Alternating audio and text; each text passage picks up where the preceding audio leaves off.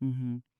Um, what other comorbidities do you typically find? Are there kind of systemic comorbidities such like diabetes, cardiovascular issues? Are there any of those, and how does that impact treatment, if at all?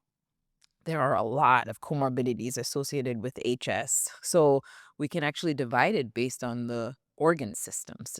So thinking about endocrinology, so hormonal, diseases such as polycystic ovarian syndrome and diabetes, metabolic disease, and then thinking about cardiovascular. So patients with, are more likely to have hypertension and also cardiovascular disease.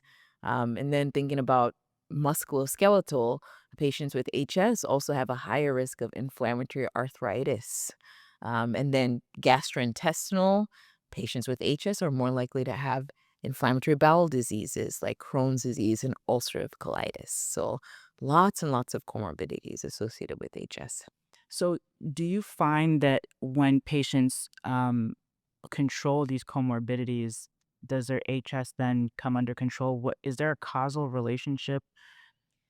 No, there's no causal relationship, but we do know that the common denominator is that there's inflammation in the body that's driving these diseases. So a lot of times, what we find ourselves doing is actually a multidisciplinary approach where we work with other specialties to try to control the comorbidities because they're associated with higher mortality and higher morbidity in these patients. We also know that there are certain comorbidities, though, like diabetes, for instance, and insulin resistance. That if that's well controlled, then it is easier to manage the HS. Hmm. Yeah.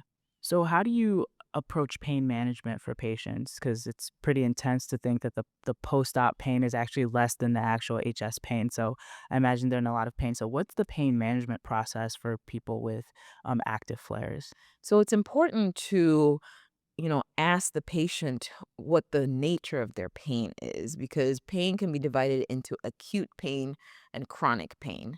And then not only that, pain could be depending on the nature of the pain, the symptoms, we can tell if the pain is more driven by inflammation or if it's more driven by nerve, irritation or nerve damage. And different pain medications target different causes of pain. So, for instance, if the pain is more throbbing, which we think is due to inflammation, then we focus more on medications that decrease inflammation, anti-inflammatory medications like, NSAIDs. And if the pain is more um, neural based or nociceptive, or, where there's irritation of the nerves, then we Mhm. focus more on medications that target nerve irritation.